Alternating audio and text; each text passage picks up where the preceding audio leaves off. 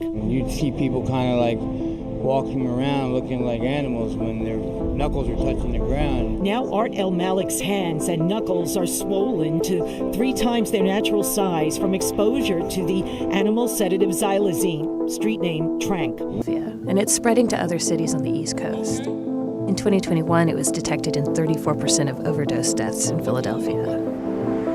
Users did not want xylazine, but now they're addicted to it.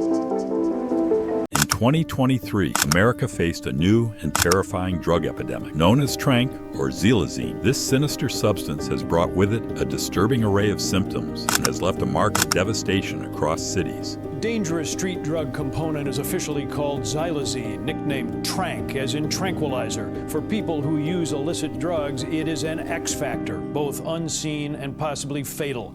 Recently, drug traffickers suspected of secretly adding xylazine to more expensive opioid products to cut costs and increase highs, but with terrible side effects, including death. Originally, xylazine was used as a sedative for large animals like horses and cattle. Veterinarians relied on it to safely manage the sedation of these creatures. However, when this powerful drug found its way into the illegal drug market, its effects on humans proved to be catastrophic. Thomas Benson Krausman's talent evident early. He was a delightful guy, very inquisitive. What was not so obvious to his family was the teenager's experimentation with illegal drugs in high school, such as OxyContin and Norco. He then moved to heroin. Pills got harder to get, and the heroin was very, very cheap.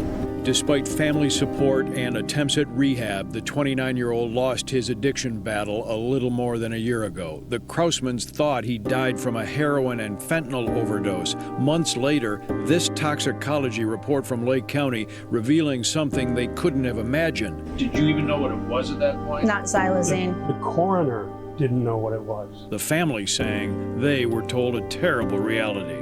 The xylazine alone would have killed him, and that the fentanyl would have dropped an elephant. Xylazine's toxic effects in humans aren't well understood. Users can be knocked out for hours. And then there is the mysterious flesh-eating effect, leaving some with horrific, hard-to-heal wounds that can lead to amputation. The black dots, that's necrotic flesh.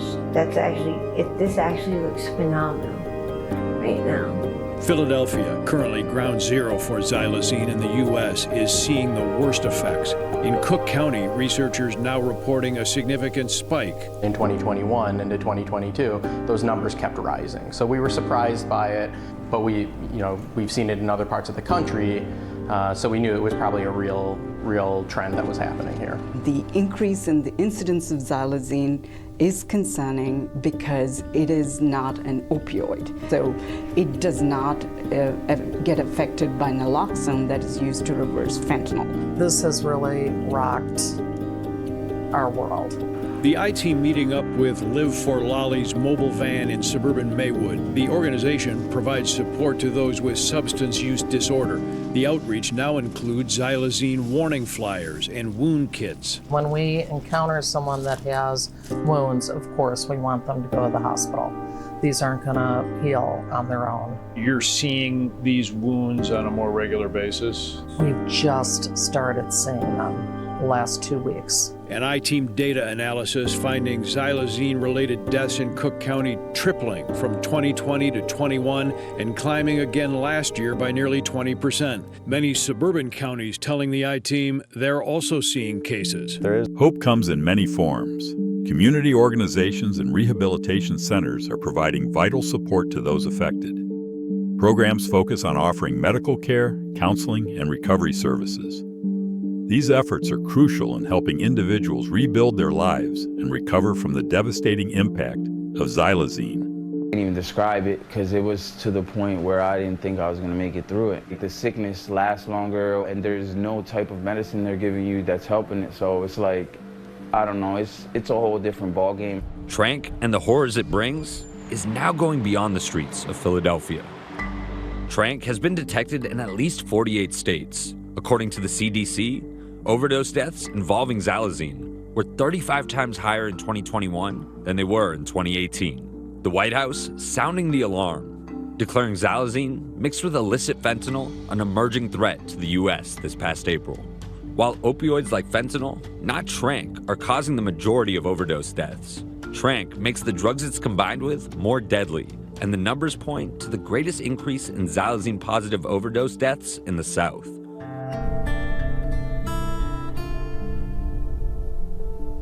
In rural Greenville, North Carolina, Porch is your warehouse. Porch is my warehouse. So this was all delivered yesterday. 77-year-old Diane Carden is on a mission that's deeply personal.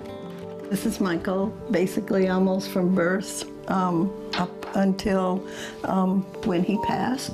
Running Eckham for Change, an organization in honor of her son who died of an overdose.